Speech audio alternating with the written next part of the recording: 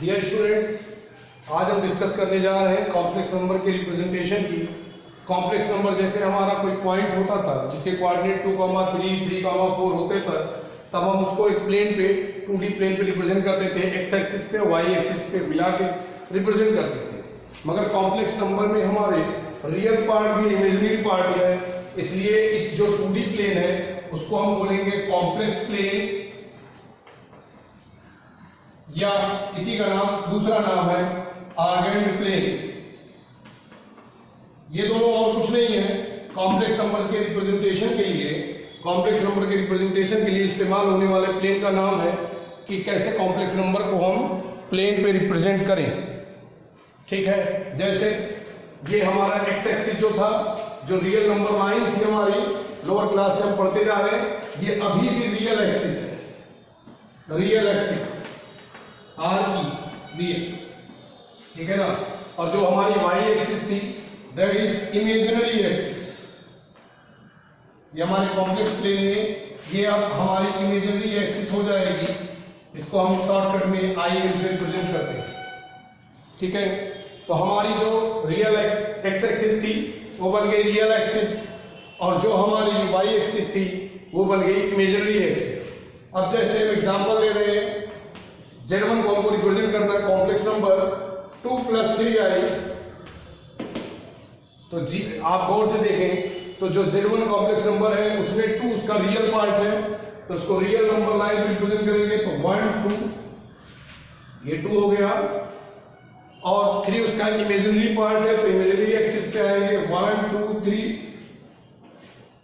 ये जो पॉइंट है this is representing Z1 whose coordinates are 2, 3. The first coordinate representing real part and second coordinate representing the imaginary part. अब अगर हम गौर से देखें, अगर हम इस पॉइंट का नाम दे दें A और ओरिजिन का नाम दे दें O, तो अगर हम ओरिजिन से A को मिला दें उस पॉइंट को तो OA लेंथ बनेगी। OA लेंथ को आप गौर से देखें तो ये 2 है, ये 3 है, और ये राइट एंगल ट्राइंगल है, तो ये बन जाएगा OA क्या हाइपोटेनस। तो इसकी वैल्यू अगर हम निकालें तो बन जाएगी √2 का स्क्वायर प्लस 3 का स्क्वायर, दैट इज √13। तो ये तो हुई बात उसके लेंथ की, और साथ ही साथ अगर हम एक्स एक्सिस से रियल एक्सिस से उसका एंगल देखें दैट इज थीटा। तो थीटा की वैल्यू कैसे आएगी? अगर हमारे पास ये वैल्यू है 2 की, ये वैल्यू है 3 की, तो हम क्या लगा दें यहाँ पे tan theta equal to perpendicular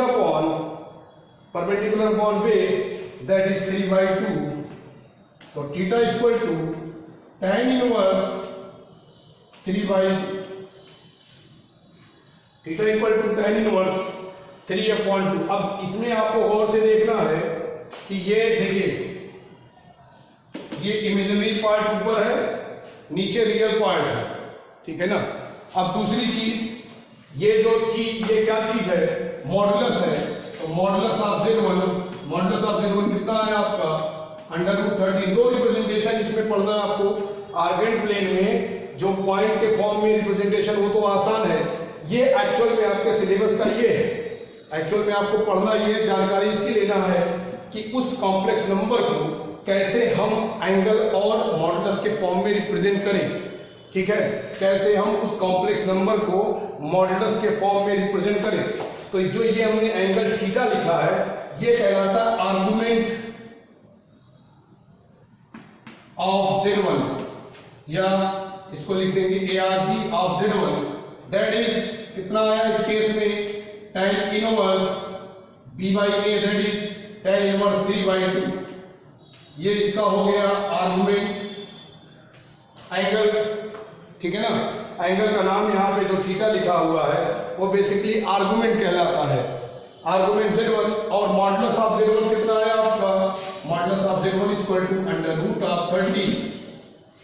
इस पूरे चैप्टर में यही दो चीजें आपको, इस पूरे टॉपिक में यही दो चीजें आपको बार बार निकालनी रहेगी, इसका मॉडुलस और इसका आर्गुमेंट। आर्गुमेंट का मतलब एंगल, वो रियल एक्सिस से कितना एंगल बना रहा है।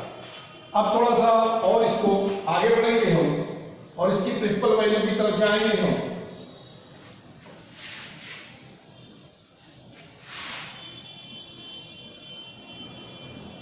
देखिए जो एंगल है आपका,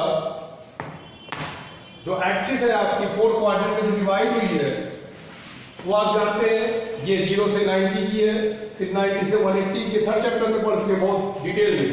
ये 180 से 270 की है, ये 270 से 360 की है, यानी कि टोटल 0 से 360 डिग्री है, यानी कि 2 पाई का रोटेशन है, 2 पाई का रोटेशन है, ठीक है ना।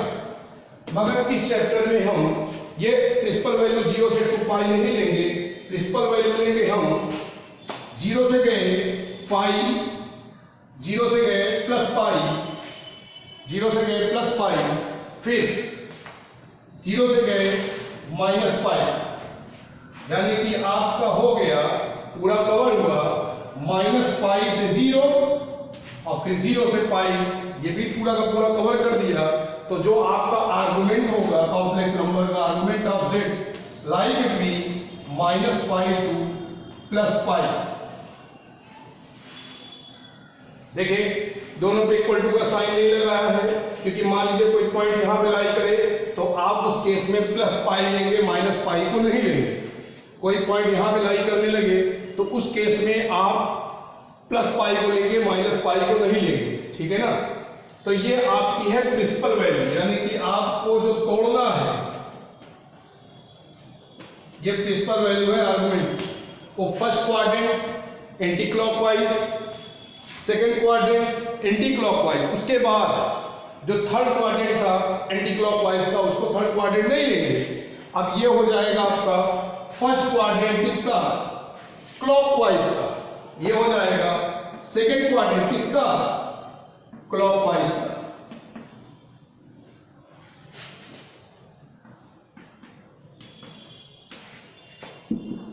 एंटी क्लॉकवाइज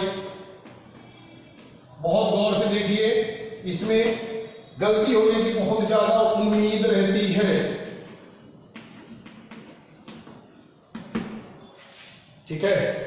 इसके कई तरीके हैं, बुक वाले के अपने तरीके हैं, मैं अपने तरीके से सॉल्व करता हूं। हो सकता है आपको बुक वाला तरीका ज्यादा अच्छा लगे, वो आप अडॉप्ट कर लीजिए। हो सकता है आपको मेरा तरीका अच्छा लगे, वो आप अडॉप्ट कर लीजिए। ये एंगल निकालने के लिए मॉडुलस हमेशा पॉजिटिव होता है, प्रॉब्लम मॉडुलस में नहीं है। प्रॉब्लम हमेशा होगी तो किसमें, एंगल को निकालने में, आर्गुमेंट को निकालने में। चलिए तो हम आगे बढ़ते हैं इसमें आर्गुमेंट को निकालने के लिए। अब हम एक नॉर्मल कॉम्प्लेक्स नंबर z से शुरू करते हैं स्टैंडर्ड के लिए, उसके बाद हम आगे बढ़ेंगे।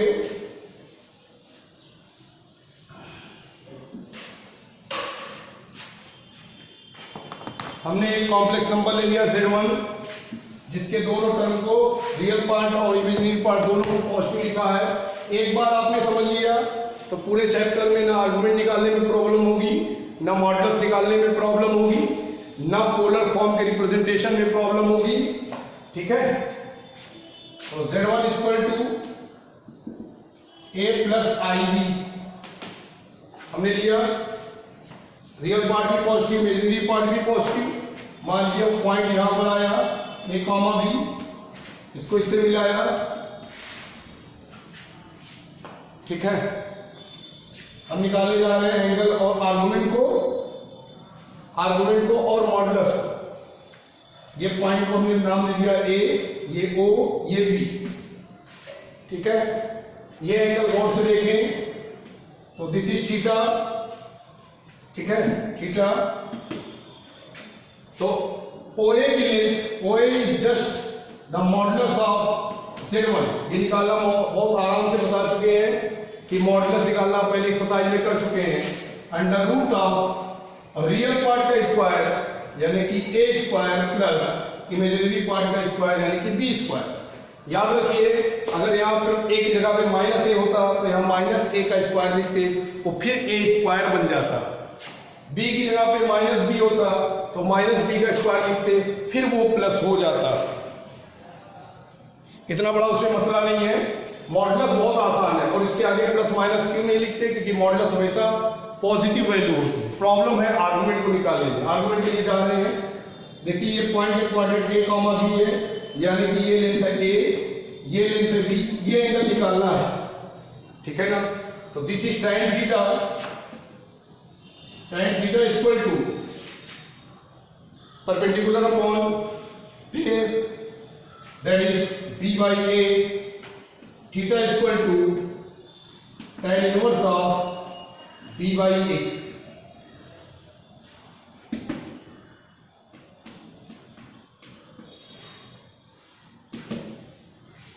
दोनों चीजें निकल गई, ठीक है। इस क्वाड्रेंट में निकाल दिया हमने, यानी कि अगर आपका, मैं एग्जांपल लेकर चल रहा हूं साथ ही साथ, अगर आपका मान लीजिए कोई कॉम्प्लेक्स नंबर z दिया हुआ है z1, ठीक है, 2 + 2i, 2 + 2i, आसान सा ले लिया हमने। तो इसका हम मॉडुलस निकालेंगे, modulus of z1 = under root of 2 square plus 2 square, that is 4 + 4, that is 2 under root 2। ये हो गई मॉडुलस की वैल्यू, कोई परेशानी नहीं, आसान होता है हमेशा, ये मैं बार बार कह रहा हूं, रियल पार्ट का स्क्वायर, इमेजिनरी पार्ट का स्क्वायर। अब इसका आर्गुमेंट निकालने जा रहे हैं, argument tan theta = b by a, तो 2/2 tan theta = 1, that is tan 45, तो theta = how much, 45 degree। तो argument of z1 = 45 degree, argument of z1 = 45 degree, ठीक है ना।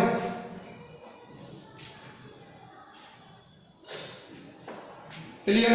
अब इसका फार्मूला जब आप याद करिए तो इसको आप b by a से मत याद करिए, इसको tan inverse b by a से याद करिए। तो उसके लिए फिर से हम इसी को लिख रहे हैं, ये भी तरीका ठीक है, आपको कंफ्यूजन आगे तक नहीं होगा। डायरेक्ट लिख रहे हैं आप,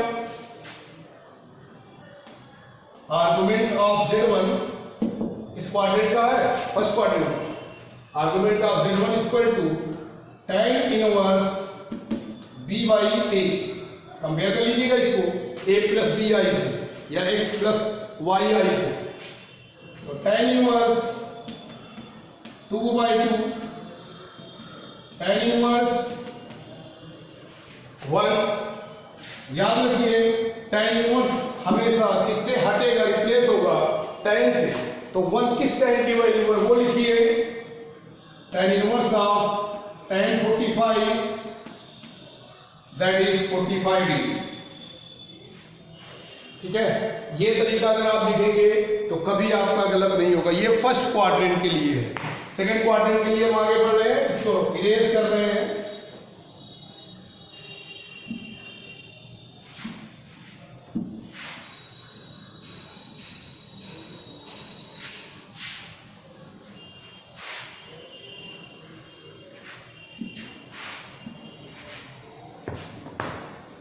इसका मैंने मॉड जो निकाला था, mod z1 = under root of a² + b² आया था इस केस में, और आर्गुमेंट ऑफ z1 जो निकाला था वो आया था tan inverse of b by a। लिख दे रहा हूं यहां पे, आप बिल्कुल कंफ्यूज नहीं होंगे।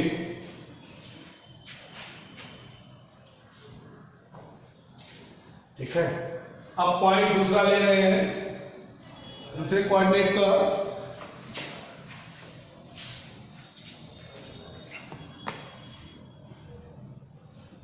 z2 = -a + bi, यानी कि रियल पार्ट निगेटिव है, रियल पार्ट निगेटिव है और इमेजिनरी पार्ट पॉजिटिव है। तो आप जान गए कि ये सेकंड क्वाड्रेंट में एंटी क्लॉकवाइज है। तो एक पॉइंट में लिख दे रहा हूं यहां पे -a, b। तो अगर मैं इसकी लेंथ निकालूं, मान लीजिए पॉइंट हमारा है b, ये है o, ये है c, तो OB की लेंथ हो जाएगी under root of minus of a square plus b square, that is again under root of a square plus b square. तो मैंने आपसे क्या बताया कि प्लस माइनस होने पे उसके साथ मॉडुलस पे कोई फर्क नहीं पड़ेगा। देख लीजिए आप, सेम चीज आई है। अब एंगल जब हम लेंगे तो ये एंगल कितना है, ये एंगल है पाई माइनस थीटा का। जब हम एंगल लेंगे तो ये एंगल सिर्फ थीटा नहीं है, अब एंगल है पाई माइनस थीटा। तो argument of Z2 equal to, argument of Z2 equal to pi minus theta. अब थीटा आप लिख चुके थे, pi minus tan inverse b by a हो गया आपका फार्मूला। अब इसमें सिर्फ एक चीज का ध्यान रखेंगे, आपने पाई माइनस क्यों लगाया है, क्योंकि a निगेटिव है। मैं गौर से सुनिए, मैं बार बार कह रहा हूं, ये माइनस ए की वजह से आपने पाई माइनस थीटा लिखा है, पाई माइनस लिखा है, यानी कि इस माइनस ने इतना काम कर दिया। तो जब आप यहां पे a लिखेंगे, अब आप यहां पे a को प्लस लिखेंगे, ठीक है ना, क्योंकि उसका रोल जो पहले था आप इस्तेमाल कर चुके हैं, अब उसका रोल खत्म हो चुका है, उस माइनस का रोल खत्म हो चुका है, इसलिए आप उसको अब यहां पे माइनस से नहीं लिखेंगे। इससे आप बचना चाहते हैं तो इसी फार्मूले में मॉड लगा दीजिए, pi minus tan inverse mod b by a, यहां से आपको निकल जाएगा। इसका एक एग्जांपल ले लेते हैं ताकि आपको और आराम से क्लियर हो जाए। Z2, फिर वैसा ही एग्जांपल लेंगे, -2 + 2i, -2 + 2i, मॉड Z2 निकाल रहे हैं, मॉडुलस अंडर रूट ऑफ -2 का स्क्वायर प्लस 2 का स्क्वायर,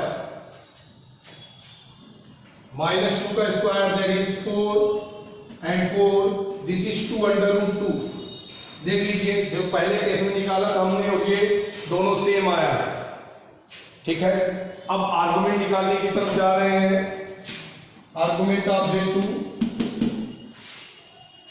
आर्गुमेंट ऑफ Z2, हम आर्गुमेंट को, इस बुक वाले ने थीटा से रिप्रेजेंट किया है, हम आर्गुमेंट को फाई से रिप्रेजेंट करेंगे ताकि आपको थीटा और फाई में कंफ्यूजन ना हो। पूरे आर्गुमेंट, पूरे एंगल फाई से रिप्रेजेंट करेंगे। तब जहां जहां बुक वाले ने थीटा वर्ड यूज किया, आप वहां फाई इस्तेमाल करिए या आर्गुमेंट इस्तेमाल करिए, जो आपको सही लगे, ठीक है। अगर आप थीटा इस्तेमाल करते हैं तो यहाँ पे फाई इस्तेमाल कर लीजिए, ठीक है। आर्गुमेंट Z1 को तब थीटा बोल दीजिए आप, ठीक, और अंदर फाई बोल दीजिए। कंफ्यूजन से बचने के लिए आप इस चीज को करिए। तो argument of Z2 equal to, आगे फार्मूले पे हम पाई माइनस थीटा, पाई माइनस थीटा, पाई माइनस tan इनवर्स। अब इसी में देखिए मैंने पाई माइनस क्यों लगाया है, क्योंकि यहां पे -2 है, b by a plus b है, यहां माइनस a है। तो आप इस माइनस का काम कर चुके हैं पाई माइनस लगा के, तो अब आप लिखेंगे क्या, 2/2, 2/2। तो ये हो गया आपका पाई माइनस tan इनवर्स 1, तो पाई minus tan inverse tan pi by 4, tan 45 मतलब पाई बाई 4 पढ़ चुके हैं हम। तो पाई माइनस पाई बाई 4, तो आंसर इज 3 पाई बाई 4। देखिए आर्गुमेंट की वैल्यू अब 3 पाई बाई 4 आ गई, ठीक है। तो ये हो गया आपका सेकेंड क्वाड्रेंट का रिप्रेजेंटेशन। अब हम आगे बढ़ेंगे।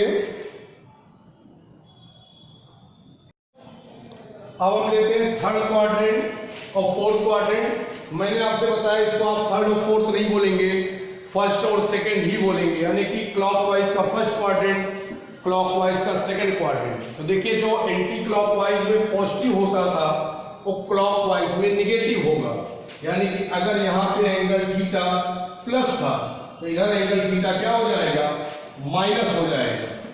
इधर एंगल थीटा माइनस हो जाएगा। इधर जो पाई माइनस थीटा प्लस था इधर हो जाएगा माइनस पाई माइनस थीटा, ठीक है ना। इसी का ध्यान रखेंगे, बहुत आसान है। इसी में गड़बड़ी करता है आदमी, गड़बड़ी बिल्कुल नहीं करना है, आप ढंग से सुनिए। तो मैं तीनों पॉइंट इकट्ठे लिख दे रहा हूं।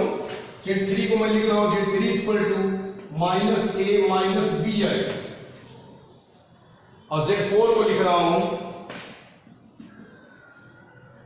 a माइनस bi, ठीक है। ए माइनस बी आई, देख लीजिए एक्स वाला पॉजिटिव वाई वाला निगेटिव तो फोर्थ क्वाड्रेंट में आता है, और दोनों निगेटिव तो थर्ड क्वाड्रेंट में आता है, जो हम रिप्रेजेंट करते हैं आमतौर पर। अभी उसको हम फर्स्ट और सेकेंड बोलेंगे। अब मॉड Z2 निकाल रहा हूं, मॉड Z2 मॉडुलस की वैल्यू, ठीक है। अच्छा यही पे एक वर्ड याद रखिए, जो मॉडुलस होता है उसको R से रिप्रेजेंट करते हैं। जैसे आर्गुमेंट को, एंगल को हमने आर्गुमेंट से रिप्रेजेंट किया है, ऐसे ही मॉडुलस को हमेशा R से रिप्रेजेंट करेंगे, R इक्वल टू, ठीक है ना।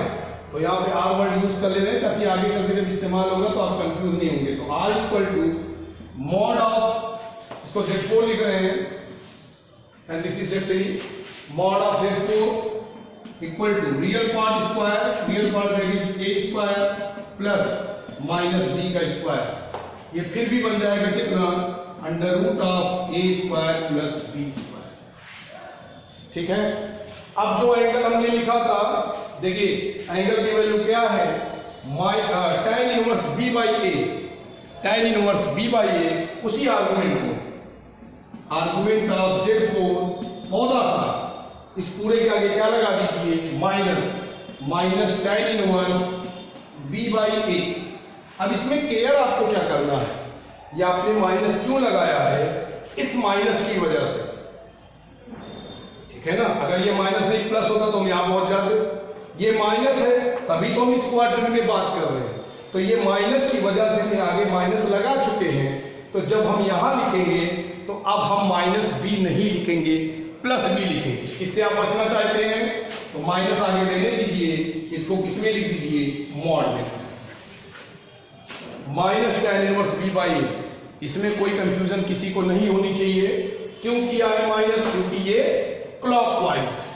क्लॉकवाइज होने की वजह से वो माइनस लिखा गया है। इसका एक छोटा सा एग्जांपल देख लेंगे हम Z4 के लिए, सेम वैसे ही ले लेंगे, 2 माइनस 2i ले लिया, तो मॉड ऑफ Z4 जिसको हमने R बोला है, अंडर रूट ऑफ 2 का स्क्वायर प्लस माइनस 2 का square under root of 4 plus 4 that is 2 under root. Length आ गई उसके मॉडुलस की, ठीक है ना। अब आर्गुमेंट निकालने के लिए जा रहे हैं, argument of Z4 equal to minus tan inverse b by a, यानी कि 2/2। यहां पे अंदर मैंने माइनस क्यों नहीं लगाया मैं बता चुका, क्योंकि यहां इस माइनस की वजह से हम बाहर माइनस लगा चुके हैं already. Minus tan inverse 1 equal to minus tan inverse tan pi by 4, तो आंसर कितना आया, minus pi by 4, minus pi by 4। इसमें किसी को कोई कंफ्यूजन नहीं होनी चाहिए कि माइनस पाई बाई 4 कैसे आया है। माइनस इसलिए बाहर लगा हुआ है क्योंकि हमने क्लॉकवाइज मेजरमेंट किया है। हमने आपको पहले भी बताया है, जब भी क्लॉकवाइज मेजरमेंट होगा तो वहां पे एंगल निगेटिव होगा, ठीक है। अब हम इसको इरेज कर रहे हैं और आगे बढ़ रहे हैं second quadrant of the clockwise measurement.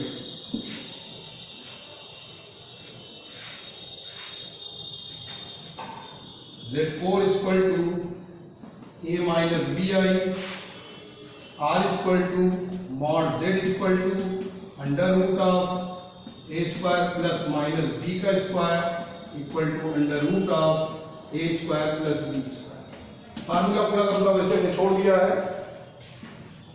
Argument of Z4 minus tan inverse b by a के लिए मॉड इसलिए लगाया, अगर कोई बच्चा गलती करता है यहां गलती से माइनस बी लिख देता तो प्लस बी बन जाएगा। अब हम इसमें आते हैं मॉड ऑफ Z3 यानी कि R की value, mod of Z3 equal to under root of minus a square plus of minus b square that is again a square plus b square. Argument के लिए आ रहे हैं हम। अब देखिए ये क्या है, क्लॉकवाइज का सेकेंड क्वाड्रेंट। अब ये पूरा का पूरा आर्गुमेंट आपको लिखा हुआ है, जैसे हमने क्या किया था फर्स्ट क्वाड्रेंट के लिए आगे माइनस लगा दिया था, ऐसे ही हम यहाँ भी पूरे के पूरे आर्गुमेंट के आगे क्या लगा देंगे, minus pi minus tan inverse b by a, pi minus tan inverse b by a. तो अब हम इस ब्रैकेट को ओपन करेंगे तो आर्गुमेंट ऑफ Z3 यानी कि second quadrant of the clockwise आ जाएगा minus pi plus tan inverse b by a. मैं फिर बार बार एक चीज को आपको रिमाइंड कर रहा हूं, इन दोनों माइनस की वजह से ही यहां पे ये फार्मूला माइनस पाई प्लस लिखा गया है। तो इन दोनों ने अपना काम कर दिया इस दोनों माइनस में, तो आगे आप यहाँ पे b बाई ए ही लिखिए। अगर आपको कंफ्यूजन है तो जहां जहां b बाई ए लिखा है उन सारी जगहों पे मॉड लगा दीजिए, जहां जहां b बाई ए लिखा है उन सारी जगहों पे आप मॉड लगा दीजिए, जहां जहां b बाई लिखा है उन सारी जगहों पे आप मॉड लगा दीजिए, ठीक है ना। तो ये हो गया आपका आर्गुमेंट ऑफ Z3। इस पे एक छोटा सा एग्जांपल ले लेते हैं ताकि आपको और अच्छे से क्लियर हो जाए चीज। Z3 इक्वल टू -2 -2i, एक ही जैसा एग्जांपल बार बार लिया, सिर्फ साइन चेंज किया हमने। दोनों नेगेटिव होने की वजह से कौन से क्वाड्रेंट में आया, इस क्वाड्रेंट में आया, यानी थर्ड क्वाड्रेंट में आया या क्लॉकवाइज का सेकंड क्वाड्रेंट। तो r equal to mod of Z3 equal to under root of -2 square plus of -2 square, that is 4 plus 4, that is 2 under root, ठीक है। आर्गुमेंट ऑफ Z3 फार्मूला हमारे पास है minus pi plus tan inverse b by a, tan inverse 2/2 minus pi plus tan inverse 1 minus pi plus tan inverse of tan pi by 4 minus pi plus pi by 4 तो minus 3 pi by 4, ठीक है। आप गौर से याद रखें तो इस quadrant में जब हमने वैल्यू लिखी थी तो ये प्लस में आया था, इसमें माइनस में आया। ऐसे जो इसमें वैल्यू आई थी आपकी पाई बाई 4, इसमें हमने सॉल्व किया था तो माइनस पाई बाई 4 आई थी। तो ये सारे क्वाड्रेंट का डिस्कशन आपका हो गया। इस पे बेस्ड एग्जांपल्स में पोलर फॉर्म में रिप्रेजेंटेशन है, एक्सरसाइज के क्वेश्चन वो भी देखेंगे। कॉम्प्लेक्स नंबर को पोलर फॉर्म में रिप्रेजेंट करना, पोलर फॉर्म बता दे रहे हैं, बहुत आसान सा है किसी भी कॉम्प्लेक्स नंबर का पोलर फॉर्म। यही जो एंगल है इसको इसमें वर्ड थीटा लिखा है, जो आर्गुमेंट हम बार बार लिख रहे हैं, जो हम आर्गुमेंट लिख रहे हैं वो एक्चुअल में बुक वाले ने थीटा यूज किया है, ठीक है ना। तो बुक वाले ने उसी आर्गुमेंट को बार बार थीटा लिखा हुआ है, ठीक है। तो उसमें आप देख के कंफ्यूज नहीं होंगे। पोलर फॉर्म का representation z equal to a plus b i, इसी का पोलर फॉर्म का representation z equal to r times cos theta plus i sin theta, जहां पे r क्या है इसका मॉडुलस, थीटा क्या है इसका आर्गुमेंट, जहां पे r क्या है इसका मॉडुलस, थीटा क्या है इसका आर्गुमेंट। एग्जांपल ले लेते हैं, जैसे अभी हमने सॉल्व किया था z1 इक्वल टू था 2 प्लस 2i, इसी को लेकर चलते तो हमने इसमें r की वैल्यू निकाली थी तो वो आ गई थी 2√2। ये पोलर फॉर्म है, this is polar form of complex number z, formula है, रिप्रेजेंटेशन है। और इसका आर्गुमेंट आया था, argument of z1 that is pi by 4, रख देंगे लाकर वैल्यू तो z1 पोलर फॉर्म में हो गया r cos theta plus i sin theta, रख देंगे r की value that is 2√2, cos theta कितना था पाई by 4 plus i sin pi by 4, ये हो गया। अब अगर आप सॉल्व करें, अगर आप इसको वापस सॉल्व करें कॉम्प्लेक्स फॉर्म में बनाने के लिए तो वो सॉल्व करने पे कितना आना चाहिए, 2 प्लस 2 आए। सॉल्व करके देख लेते हैं, 2√2 वापस कर रहे हैं, ये आंसर हो चुका है आपका पोलर फॉर्म का। वापस हम चेक कर रहे हैं कि जो हमने लिखा है वो सही है कि गलत है। cos π/4 की value cos 45 1/√2 plus i into 1/√2, पूरे में से √2 कॉमन लिया तो 2√2/√2 और अंदर हुआ 1 प्लस i, √2 कैंसिल, मल्टीप्लाई किया तो दैट इज 2 + 2i। वापस हम वहीं पे पहुंच गए। ठीक है, एक एग्जांपल और ले लेंगे माइनस प्लस वाली, ताकि आपकी गड़बड़ी ना हो। हमने z2 लिया था -2 + 2i, नेगेटिव वाला लेते हैं तो थोड़ा सा आपकी नेगेटिव वाली भी आदत बनेगी। 2 + 2 - 2i यानी कि फर्स्ट क्वाड्रेंट क्लॉकवाइज का, तो इसका हमने Z4 बोला था तो Z4 ही बोल रहे हैं। तो R = mod of Z4 equal to how much, same चीज 2√2 निकाल चुके हैं, एग्जांपल बता रहे हैं। Argument of Z4 equal to -π/4, ठीक है, -π/4। तो इसका पोलर फॉर्म Z4 का, तो R की value R cos theta plus I sin theta, चाहे R से मल्टीप्लाई करके लिखें, कहीं पे लिखा गया है। R की वैल्यू कितनी है 2√2 cos थीटा को माइनस के साथ ही लिखेंगे -π/4 प्लस I sin -π/4, ये हो गया आपका पोलर फॉर्म। आप चाहें तो सॉल्व करके चेक कर लें कि जो आपने लिखा है सही है कि गलत है। ये आंसर हो चुका है आपका। आप चाहे आंसर चेक कर लें तो चेक कर लेते हैं। 2√2 cos -θ आपको बताया जा चुका है। cos -θ cos θ होता है, तो ये बन जाएगा cos π/4। आंसर ये लिखकर छोड़ेंगे, इसको प्लस नहीं बनाएंगे। ये तो मैं सॉल्व कर रहा हूं इसलिए प्लस बना रहा हूं। और sin -θ माइनस आता है तो -I sin π/4 वैल्यू रखेंगे 2√2 1/√2 -I/√2 या I × 1/√2, √2 बाहर निकाला 2√2/√2 1 - I, √2 कैंसिल, मल्टीप्लाई किया 2 - 2i। तो वापस जो हम जहां से चले थे वहीं पहुंच गए। ठीक है, तो इस पे बेस्ड है आपकी एक्सरसाइज 5.2। ये पूरी एक्सरसाइज सॉल्व करेंगे, इसमें होपफुली आपको कोई प्रॉब्लम नहीं आनी चाहिए। ठीक है, थैंक यू।